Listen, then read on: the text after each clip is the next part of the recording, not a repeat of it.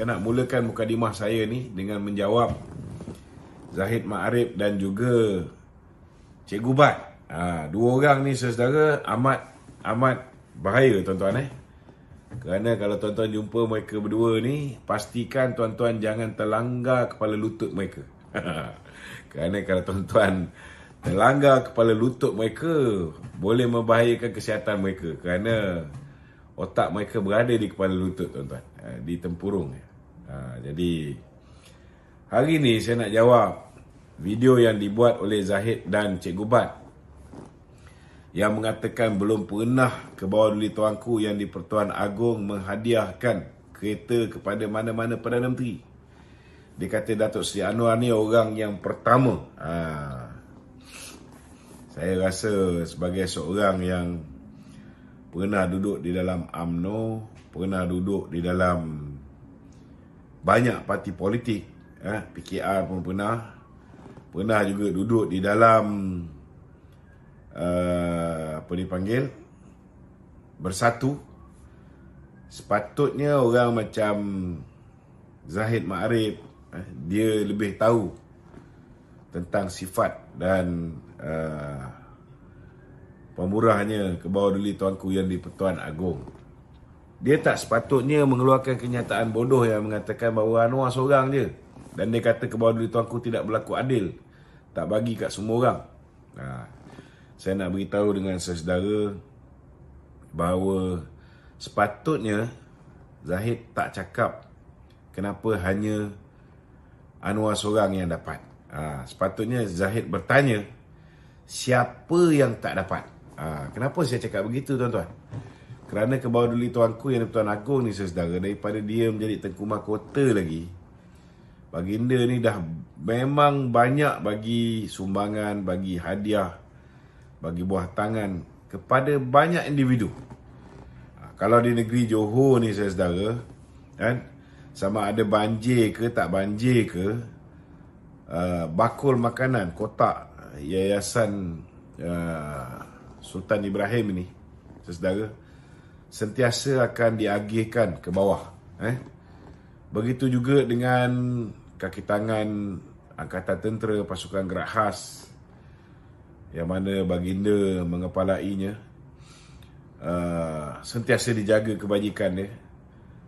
Staff-staff dia dengan hadiah jam tangan dia. Orang yang datang melawat dia pun juga diagihkan dengan macam-macam hadiah. Ada yang jam tangan bol, ada yang jam tangan Rolex, macam-macam. Ini perangai baginda. Dan Datuk Seri Anwar bukan orang yang pertama tuan-tuan untuk mendapat kenderaan. Dia dapat Audi. Bukan Audi, Mercedes Benz. Ada orang lain juga dapat Mercedes. Muhyiddin pun dulu masa tuanku pemangku ataupun Tengku Mahkota, Muhyiddin pun dapat, Mahathir pun dapat tuan-tuan. Cuba bayangkan, hantu raya nama Mahathir pun merasa juga dapat hadiah. Cuma dia tak bagilah kereta kan. Mahathir ni dia punya minat dia kepada kuda, kuda polo ataupun kuda. Dia ada dapat kuda daripada Australian punya kuda, tak silap saya dah 5 ekor. Dia dapat kuda daripada ni baginda tuanku hadiah kan. Kuda Australian 2, Egyptian punya kalau tak silap saya 2 ekor.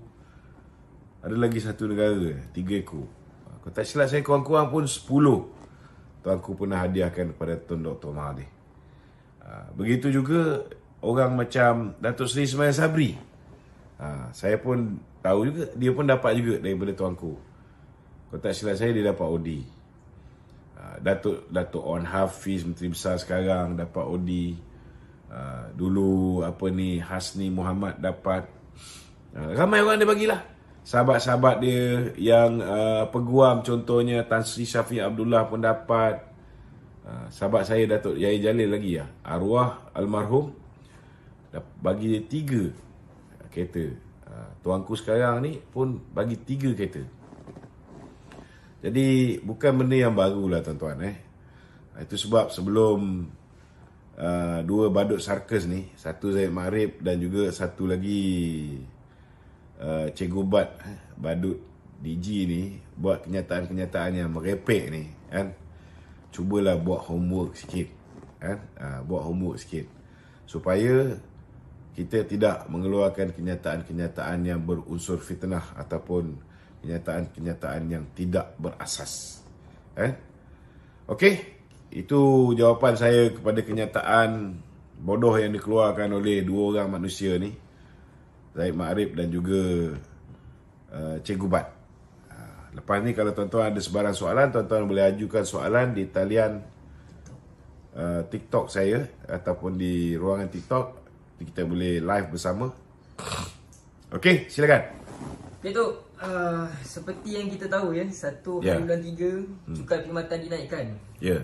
Adakah kerajaan tiada jalan lain bagi menaikkan sumber pendapatan negara selain kenaikan cukai? Saya rasa dia ada banyak benda lah yang semua orang kena faham. Memang mulai 1 Mac, cukai perkhidmatan untuk setengah-setengah barang, cukai SST ada yang dinaikkan daripada 6% pergi ke 8%. Bagaimanapun kenaikan ni tidak termasuk perkhidmatan seperti makanan dan minuman, F&B, telekomunikasi, tempat letak kereta, perkhidmatan logistik yang merangkumi penghantaran barang kan. Memang akan ada kenaikan harga barang yang mungkin dilakukan oleh peniaga-peniaga, bukan semua peniaga akan ambil kesempatan. Tapi pastilah memang kalau ada je peluang untuk mereka ambil kesempatan menaikkan harga barang ni, mereka tetap akan naikkan. Cuma bagaimana dengan bil air dan bil elektrik? Ada orang bertanya. Cukai perkhidmatan tidak akan dikenakan ke atas bil air, manakala bil elektrik lebih 80% penggunaan domestik, tuan-tuan, yang menggunakan yang menggunakan elektrik lebih daripada 600 kilowatt per jam, memang akan bayar lebih. Tapi 80% rakyat negara ni, tuan-tuan, dia pakai kurang daripada 600 kilowatt dan akan terus menikmati cukai perkhidmatan SIFA bagi elektrik mereka. Penggunaan elektrik komersial dan industri juga tidak akan dikenakan cukai perkhidmatan kerana selama hari ini mereka memang tidak dikenakan cukai tersebut. Pesanan saya pada rakyat Malaysia, jika anda jika ada yang menggunakan kesempatan ni untuk menaikkan harga barang, kita sebagai pengguna, kita ada hak kita kan. Tolong lapor kepada pihak bertanggungjawab ataupun pihak berkuasa kan. Dan kita harap pihak berkuasa juga dapat memainkan peranan memantau dan memperluaskan penguatkuasaan supaya tiada pihak yang mengambil kesempatan dan menyusahkan rakyat. Memang banyak sekali cabaran kita ialah untuk mengekang pihak-pihak yang sentiasa akan cari ruang, tuan-tuan, untuk menaikkan harga barang untuk ambil kesempatan ni. Jadi saya secara peribadi, saya rasa sebenarnya hakikat dan realiti dia, cara terbaik kerajaan ialah memastikan GST diperkenalkan semula. Sebab sistem percukaian ini lebih sistematik dan memang sukar untuk dimanipulasi, dan orang tak boleh lari daripada cukai, orang tak boleh under declare, semua tak boleh. Cuma saya faham PMX sedar bahawa hari ini rakyat berhadapan dengan banyak kekangan dengan kenaikan harga barang dan sebagainya. Kalau dalam masa setahun beliau baru memerintah, kita dah laksanakan semula GST, sudah pastilah akan jadi bahan cemohan. Sebab saya rasa ada juga di antara geng-geng Pakatan Harapan dulu menentang GST ni. Dan dalam keadaan rakyat hari ini berhadapan dengan kenaikan harga barang, walaupun kadar inflasi makin lama makin kurang, Tetapi kita tak nafikan juga ada juga barang-barang yang naik harga, dan kita nak selesaikan masalah kenaikan harga barang ni dulu sebelum kita kenakan GST. Sebab bila kita laksanakan GST semula ni tuan-tuan, sudah pasti bila tukar sistem SST kepada sistem GST, dia akan ada kos tambahan. Bila kos tambahan ni dia akan pindahkan pada pengguna balik lah, kan. Ini pasti akan membebankan.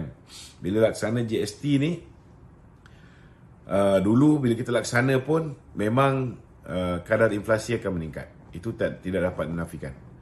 Jadi mungkin atas sebab-sebab tersebut, PMX dan juga kerajaan hari ini, walaupun tahu GST itu baik untuk negara, tetapi ditangguhkan dulu.